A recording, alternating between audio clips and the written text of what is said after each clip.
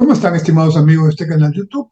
En esta sección Mi Visión del Perú, quiero compartir con ustedes una experiencia que sin duda me permite señalar que cuando hay un desastre natural, cuando hay una calamidad que surge en determinados momentos, terremoto, una inundación, un deslizamiento huaico, como le llamamos en el Perú, en fin, un desastre natural.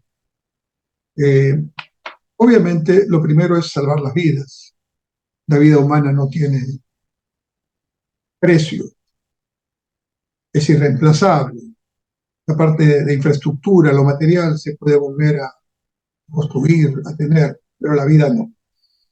Pero en mi experiencia, cuando suceden estos acontecimientos y analizando ya otros casos que han ocurrido fuera de Perú, no solo hay que reconstruir lo que había, sino que hay que construir lo que no había.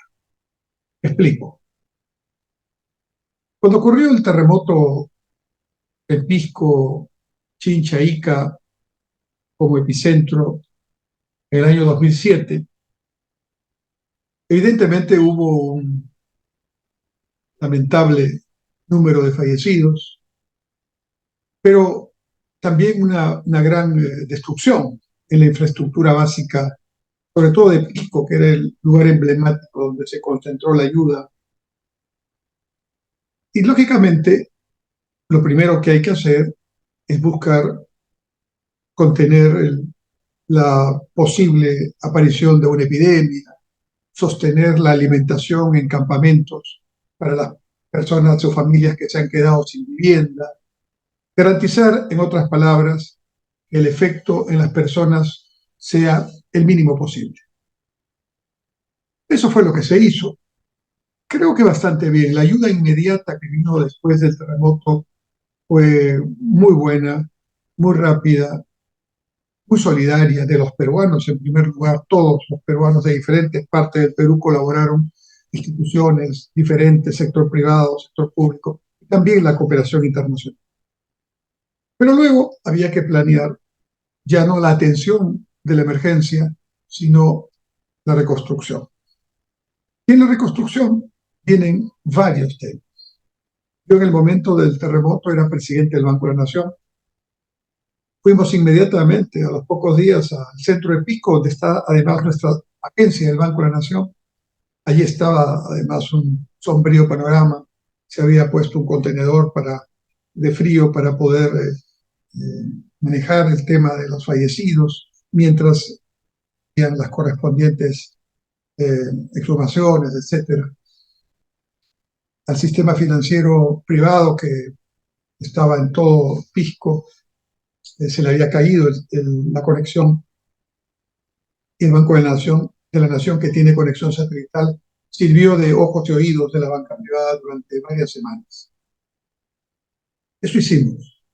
Pero luego, meses después, me toca ser ministro de Vivienda, Construcción y Saneamiento. Entonces estuve en el tema de la reconstrucción. Quiero compartirles mi experiencia y ahí el comentario que hice hace un momento. Lo primero que había que hacer era tratar de recuperar la infraestructura básica de saneamiento, de agua potable y saneamiento. Eran infraestructuras de red secundaria, de agua potable y desagüe, que estaban hace ya mucho tiempo sirviendo. Consecuentemente, no era una infraestructura nueva. Entonces, con el terremoto, que fue muy fuerte, como saben ustedes, se malogró ese sistema, esa red primaria y secundaria de abastecimiento de agua y desagüe. Entonces, lo primero que hubo que hacer es reconstruir esa infraestructura de agua y desagüe, que lógicamente ese es un elemento vital para la vida y el desarrollo de esa población. Pero ¿cómo se rehabilita o cómo se construye o se reconstruye una red primaria o secundaria de agua potable y desagüe? Obviamente abriendo zanjas, y esto implica que hay que romper las pistas, romper las veredas y cambiar las tuberías. La primera impresión, entonces, la primera fotografía de la reconstrucción fueron calles, sigo hablando de Pisco, algo así se repitió también en Chincha, en Ica y en otras ciudades del sur de Lima. La primera impresión entonces es que las calles están llenas de tierra, llenas de zanjas, que hay que cambiar las tuberías, que se han roto, que se han malogrado como consecuencia del terremoto. Se hizo lo más rápido posible este tema, pero claramente la fotografía era una fotografía de una ciudad en escombros, pero en realidad eran zanjas abiertas para cambiar tuberías. En paralelo, hubo un problema con las viviendas. Yo calculo que viviendas destruidas por el terremoto o sensiblemente afectadas de manera que ya imposibilitaban que habitaran personas allí, eran en alrededor de 45.000 a 50.000 viviendas. Se hizo entonces un censo inmediatamente después del sismo que hizo Defensa Civil y después se hizo otro censo que hizo el Instituto Nacional de Estadística. Las diferencias de cifras entre un censo y otro son significativas. No solamente se consignaron como damnificados las personas que vivían en las 45.000 o 50.000 viviendas, sino personas incluso que no tenían vivienda cuando ocurrió el terremoto, o que incluso en algunos casos no sabríamos decir si estaban o no estaban realmente en pico cuando ocurrió el terremoto. De pronto, la demanda de viviendas a reconstruirse o viviendas nuevas superaba los 80.000, casi los 90.000 viviendas, el doble de las que realmente habían sido afectadas. ¿Cuál es el problema que estaba detrás de esta diferencia de cifras? ¿O cuáles son los problemas? En primer lugar, la falta de titulación y un buen catastro municipal impidió saber inmediatamente cuáles eran realmente las viviendas que pertenecían a qué personas, a qué familias y, por lo tanto, las que había que reconstruir. La precariedad del saneamiento físico legal de los terrenos es un problema en el Perú y, en este caso, un problema en esa ciudad, Pisco, en medio de un terremoto. Pero había que, de todas maneras, tomar una decisión con respecto a la reconstrucción. Y entonces se le encargó a los alcaldes que hicieran el empadronamiento, dado que los alcaldes son los que conocen mejor a sus vecinos. No sé si fue una buena decisión. En realidad creo que no fue tan buena, porque los alcaldes, en lugar de acotar eh, las demandas de viviendas nuevas a lo que significaba, lo que realmente había hecho el terremoto, tomaron dos decisiones que generaron una sobredemanda de viviendas. La primera es que muchos de ellos, lamentablemente, inscribieron como damnificados a personas que no tenían una vivienda en ese momento. Favores políticos, correligionarios del mismo partido, en fin, diferentes situaciones. Y lo segundo es que en Pisco, en Chincha, como en Ica, como en Lima, como en el Callao, como en muchas ciudades que ya tienen una cierta antigüedad, existían familias que vivían en condiciones precarias, ¿no? Dos, tres familias en una misma vivienda pequeña. Allá en el sur, en Pisco, Ica, se les llama los precarios. Esas familias que vivían, abuelos, padres, algunos hijos casados, nietos, etcétera, en una vivienda que pertenece a la beneficencia pública y que en algún momento se le otorgó a alguien de esa familia para darle un apoyo, pero no pudieron surgir, se quedaron en esa vivienda, vinieron las nuevas generaciones y todos están allí de una manera evidentemente precaria, como dice el nombre. Entonces, ¿qué sucedió? En una vivienda de la beneficencia, donde habían dos o tres familias, ya no se demandó una nueva vivienda, se demandaron dos o tres viviendas para cada familia. Sí, tres familias vivían en una vivienda precariamente, ahora necesitábamos tres viviendas para cada familia. Me pongo en el lugar de los damnificados y claro, es un asunto que tiene lógica.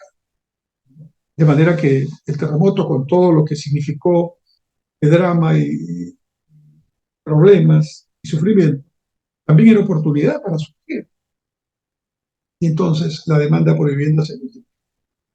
Pero el Estado había tomado la decisión de reconstruir lo más rápido que podía, repito, primero la red de agua y saneamiento, abriendo zanjas, poniendo tuberías, y esto lo hacía a través de los municipios, ¿no?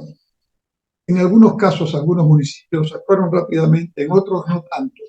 Este fue uno de los temas primeros que encontramos. Pero el problema es que el Estado también tenía que reconstruir colegios. Y de hecho, los colegios que se reconstruyeron no se reconstruyeron como estaban, se construyeron nuevos colegios, incluso colegios emblemáticos, con elementos y equipos y instalaciones que no se tenían antes del terremoto y que merecidamente la población debía tener. También los hospitales colapsaron, los hospitales del Ministerio de Salud, los hospitales del Sistema de Seguridad Social. Se reconstruyeron los hospitales, poniéndolos en condiciones superiores a las que tenían antes del terremoto.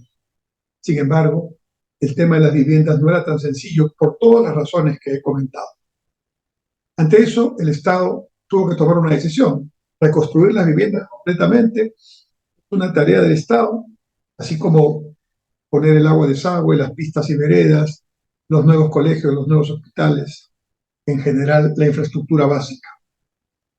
Ante la imposibilidad de tener un presupuesto para financiar nuevas viviendas permanentes para 90.000, 100.000 expectativas de nuevas viviendas, alentamos generar condiciones para el fondo techo propio, para el fondo Mi Vivienda, para que se construyeran viviendas con precios subsidiados, para que estas familias pudieran preferentemente participar en esos proyectos.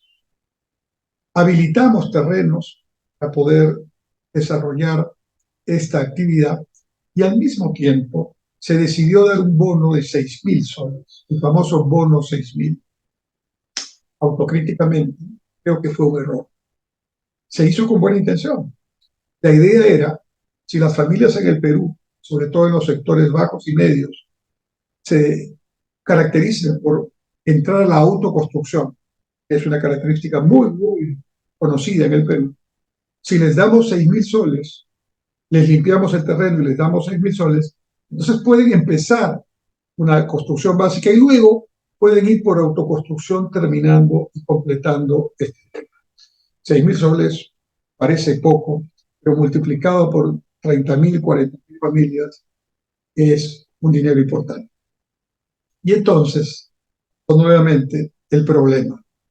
El bono 6.000 se otorgaba no en dinero, sino en una, digamos, capacidad de gasto para comprar materiales. Y el bono 6.000 era revendido, aparecía negociado por personas que querían aprovechar de esta situación. Aparecían personas que debían ser beneficiadas y aparecían personas que nunca debieron ser beneficiadas. Nuevamente se le encargó a los alcaldes desarrollar esta información y nuevamente tuvimos ese problema.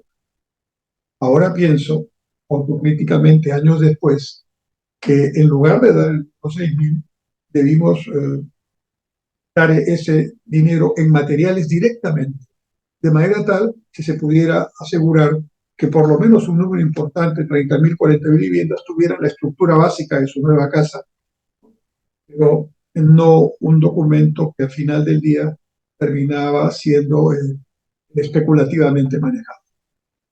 Conclusión. La impresión, pasado ya algunos meses y años del evento sísmico, es que la reconstrucción fue muy lenta, que no benefició a todos los que tenía que beneficiar. Y hasta ahora hay familias que demandan sus viviendas.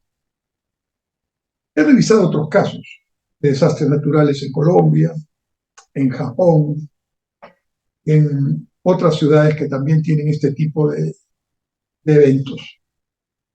Y en ningún caso se reconstruye lo que había. Se reconstruye parte de lo que había y se construye lo que no había. Pero esto toma tiempo. requieren muchos recursos y una buena información de base para que se pueda saber realmente quiénes son los. Esta experiencia me permite justamente decir, compartir con ustedes la experiencia que tuvimos. Claramente, frente a un desastre natural que afecta a la población, la política pública debe, desde el principio, estar preparada para no solamente reconstruir lo que había de una manera mucho más adecuada, moderna, sino construir lo que no había.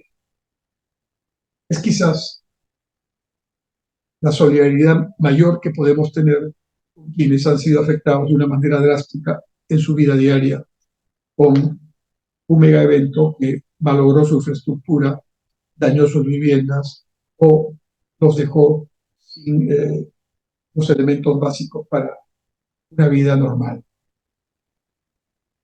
No solo reconstruir lo que había, sino principalmente construir lo que no había. Y esto me lleva al otro tema. No solamente actuar eficientemente en la emergencia y en la reconstrucción, sino principalmente prevenir. Y prevenir con un planeamiento estratégico que, por ejemplo, no autorice en los vía municipios licencias de construcción en terrenos que no son adecuados para poner viviendas. Hay una zona en Chincha donde el terreno se licuó literalmente se licuó con el terremoto y las viviendas obviamente se destruyeron todas. Entonces, ya nos dice también un elemento estratégico de no usar demagógicamente las capacidades que tienen los alcaldes para autorizar construcciones en zonas que son zonas vulnerables, la propia cuenca, ¿no? Y en terrenos que no son adecuados ni seguros para construir esas infraestructuras. Pero sobre todo, no solo reconstruir lo que había, sino construir lo que no había, y mejor si eso forma parte de un plan estratégico previo y preventivo que no espera que ocurra el desastre para recién actuar. Gracias.